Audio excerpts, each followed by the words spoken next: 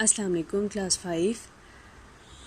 आज हम एक्सरसाइज 6.2 के जो है वो नेक्स्ट क्वेश्चन करेंगे। क्वेश्चन नंबर 4 से लेकर 8 तक, question number 4, 5, 6, 7 and 8 of exercise 6.2। First 3 question हमने कंप्लीट कर लिए थे। आज हम क्वेश्चन नंबर 4 से आगे जो है वो ऑनवर्ड स्टार्ट करते हैं।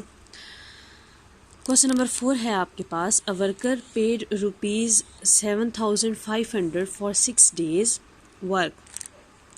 If he work for 23 days, how much will he get. कि एक वर्कर ने जो है वो 6 days काम किया, 6 दिन काम किया, तो उसको कितनी उसको पेमेंट हुई, कितनी उसने अर्निंग की, 7,500 रुपीज़। आपने बताना है कि अगर वो 23 डेज 23 दिन अगर वो काम करे तो वो कितना अर्न करेगा, उसको कितनी पे मिलेगी। ठीक है, अब ये आप लोगों को मैंने बताया था कि 6.2 में आपने डायरेक्ट और इन्वर्स प्रोपोर्शन को माइंड में रखना है। डायरेक्ट प्रोपोर्शन क्या हो कि अगर एक क्वांटिटी इंक्रीज़ हो रही हो तो दूसरी भी क्वांटिटी इंक्रीज़ हो, अगर एक डिक्रीज़ हो रही हो तो दूसरी भी उसी के जो है वो रेशो में डिक्रीज़ हो रही हो तो वो डायरेक्ट होता है। और इन्वर्स रिलेशनशिप क्या होता है, इन्वर्स प्रोपोर्शन क्या होता है कि अगर एक क्वांटिटी इंक्रीज़ हो रही हो तो दूसरी क्या हो रही हो, डिक्रीज़ हो रही हो। अब इस क्वेश्चन को आप अंडरस्टैंड करेंगे इन डायरेक्ट है या जो है वो इन्वर्स है। अब देखें 6 डेज़ को उसको इतना जो है वो उसकी पेमेंट मिल रही है 7,500। 23 डेज़ हैं, ज़ाहिर है जब वो ज़्यादा काम करेगा तो उसको पेमेंट भी क्या होगी, ज़्यादा ही होगी। डेज़ इंक्रीज़ हो गए तो पेमेंट भी क्या हो जाएगी, इंक्रीज़ हो जाएगी। दोनों क्वांटिटीज़ इंक्रीज़ हो रही हैं, डेज़ भी इंक्रीज़ हो रहे हैं और पेमेंट भी इंक्रीज़ हो रही है। तो ये बन जाएगा डायरेक्ट प्रोपोर्शन का। ये मैंने यहाँ हिंट लिखा हुआ है कि this is a situation of direct proportion, कि ये डायरेक्ट बन रहा है कि if worker work for more days, कि अगर वो ज़्यादा दिन काम करेगा तो उसको पेमेंट भी क्या होगी, ज़्यादा ही होगी। ठीक है जी, आगे यहाँ से इसका सोल्यूशन स्टार्ट है। अब ये एक तो आपने ये माइंड में रखना है कि ये डायरेक्ट है या इनडायरेक्ट है, और दूसरी जो चीज़ आपने माइंड में रखनी है वो ये कि क्या आपने देखना, क्या आपने फाइंड क्या करना है। आपने उसकी फाइंड करनी थी, पेमेंट फाइंड करनी थी कि वो 23 डेज़ में कितना उसको जो है वो पेमेंट होगी। तो वो आप कौन सी साइड पे शिफ्ट करेंगे, राइट साइड पे। ओके, अब ऐसे आपने स्टेटमेंट बनानी है। अब worker paid for 6 days, 6 days को कितनी इसको पेमेंट हो रही थी, 7,500। ये आपने 7,500 लिख दिया। फिर आपने 1 डे की फाइंड की कि अगर एक दिन उसको काम करे तो उसको कितनी उसको पेमेंट होगी। अ worker paid for 1 day, 1 day. अब यहाँ पे है डायरेक्ट प्रोपोर्शन। तो डायरेक्ट में मैंने आपको क्या बताया था कि अगर डायरेक्ट प्रोपोर्शन होगा तो सेकंड स्टेप में आप डिवीजन वाला स्टेप करेंगे और थर्ड स्टेप में मल्टीप्लिकेशन। ठीक है, और अगर इन्वर्स होता, इन्वर्स प्रोपोर्शन मेरे पास रिलेशनशिप बनता है तो आप सेकंड में मल्टीप्लाई करते हैं और थर्ड में डिवाइड। क्लियर, क्योंकि अब ये डायरेक्ट है तो आप सेकंड में डिवाइड करेंगे और जो है वो थर्ड स्टेप में क्या करेंगे, मल्टीप्लाई। रिपीट कर रही हूँ, डायरेक्ट प्रोपोर्शन हो तो सेकंड स्टेप में डिवाइड देन मल्टीप्लाई, और अगर इन्वर्स प्रोपोर्शन हो तो सेकंड स्टेप में मल्टीप्लाई देन डिवाइड। अब इस अकॉर्डिंग टू दिस क्वेश्चन ये डायरेक्ट बन रहा है, तो यहाँ पे आप सेकंड स्टेप में डिवाइड करोगे। 1 डे की उसकी पेमेंट फाइंड करने के लिए 7,500 को आप 6 पे क्या कर देंगे, डिवाइड करेंगे। ठीक है, फिर आपने जो मेन चीज़ फाइंड करनी थी वो 23 डेज़ की फाइंड करनी थी। अ वर्कर पेड फॉर 23 डेज़, तो 7,500 डिवाइडेड बाई 6 मल्टीप्लाई क्या कर देंगे, 23। आप चाहें तो यहाँ पर भी इसकी सिंप्लीफिकेशन कर सकते हैं, चाहे तो लास्ट स्टेप में कर दें। फिर ये 6 और ये कट किया, 6 1s are 6, इधर आपके पास 1 बच गया, 6 2s are 12, इधर 3, 6 5s are 30 एंड 0। फिर 1250 मल्टीप्लाई आपने 23 कर दिया।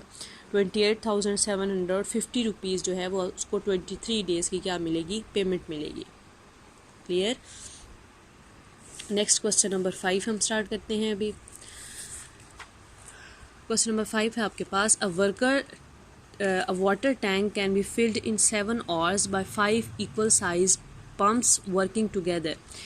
एक वाटर टैंक है, ठीक है, वो उसको अगर 5 इक्वल साइज पंप, उसको 5 इक्वल साइज के पंप्स हों तो वो उसको मिल के सारे 7 आवर्स में, 7 घंटों में उसको फिल कर देते हैं एक वाटर टैंक को। How much time will 7 pumps take to fill it up. अगर आपके पास 5 के बजाय 7 पम्प्स हो जाएं तो वो उसको वाटर टैंक को फिल्ड होने में कितना टाइम लगेगा।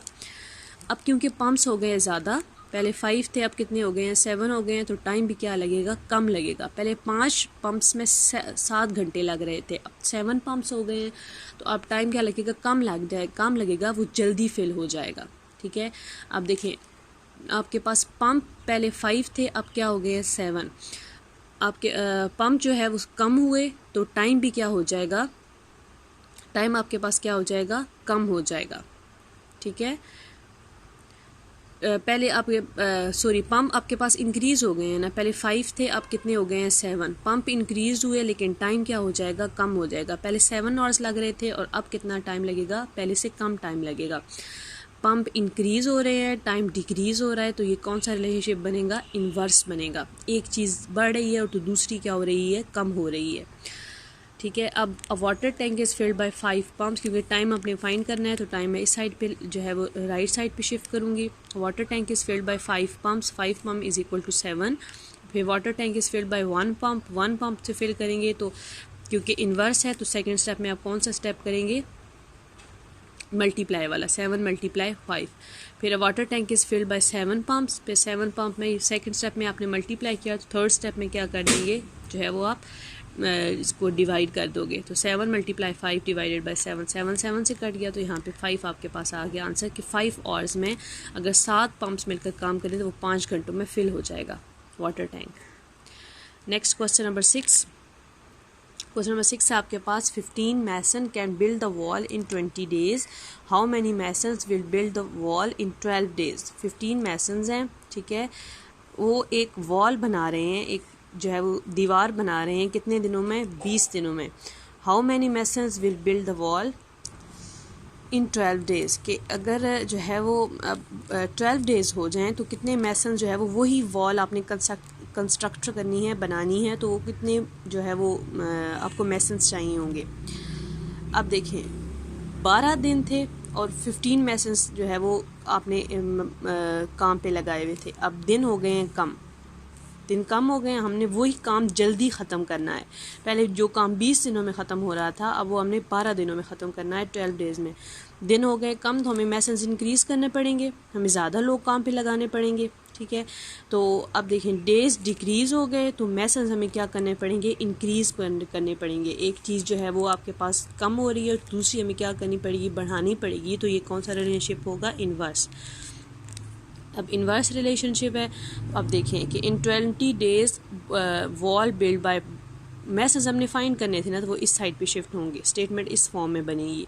इन 20 days wall build by, 20 days में 15 मैसन्स हैं, अब 1 डे का आपने फाइंड करना है, तो 15 मल्टीप्लाई 20, फिर 12 डेज़ विल वॉल जो है वो इन 12 डेज़ में wall build by 15 multiply 20 divided by 12 कर देंगे। फिर आप इसकी आगे सिंप्लीफिकेशन करेंगे।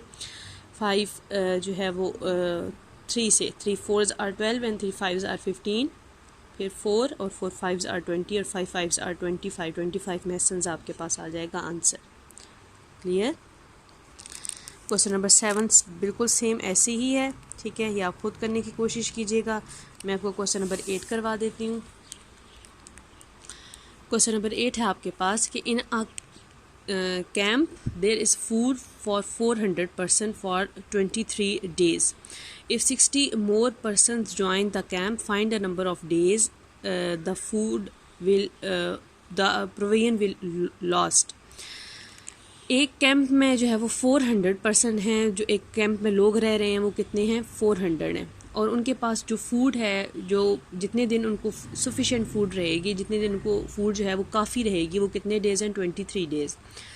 अच्छा, वो कह रही है अगर 60 मोर पर्सन, अगर 60 लोग और आ जाते हैं तो आपने बताना है कि उनको कितने डेज़ जो होगी, ये जो फूड होगी ये काफ़ी रहेगी, वो जो है वो लास्ट तक चलती रहेगी, कितने डेज़। अब देखें जी, पहले 400 थे, अब 60 और आ गए, तो टोटल पर्सन्स कितने हो गए, 460।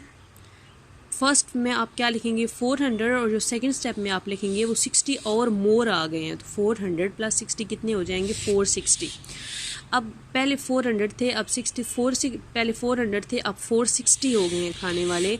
जब खाने वाले ज़्यादा हो जाएं तो जल्दी जो है वो फूड आपके पास ख़त्म हो जाएगी ना, खाने वाले ज़्यादा हो गए हैं तो डेज़ आपके पास क्या हो जाएंगे, कम हो जाएंगे। पर्सनस इंक्रीज़ हुए तो डेज़ क्या हो जाएंगे, डिक्रीज़ हो जाएंगे आपके पास, फूड जल्दी ख़त्म हो जाएगी। अब यहाँ पे आप ये पहले स्टेप लिख लें कि number of person join the camp, कितने ने ज्वाइन किया, 60 को, तो टोटल नंबर ऑफ़ पर्सन आप कितने हो जाएंगे, 460 हो जाएंगे। क्लियर। फिर अब यहाँ से मेन इसका क्वेश्चन स्टार्ट है कि यहाँ से पहले 400 पर्सनस के लिए कितने डेज़ की हमारे पास फूड थी, 23 डेज़ की।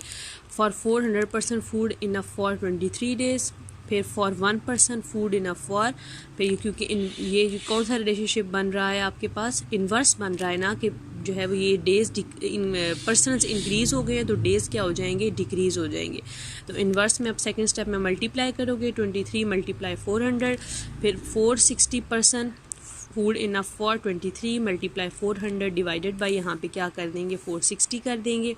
फिर इसकी सिंप्लीफिकेशन करें, ये 0 इस 0 से कट गया, ठीक है। 23 1s are 23 and 23 2s are 46, फिर 2 1s and 2 2s are 4 and 2 0, यहाँ पे 2 20s आर 40 आ गया और यहाँ पे आपके पास आंसर आ गया 20 डेज़। क्लियर। क्वेश्चन नंबर 9 और 10 सेम ऐसे ही है, ये आप खुद करने की कोशिश कीजिएगा।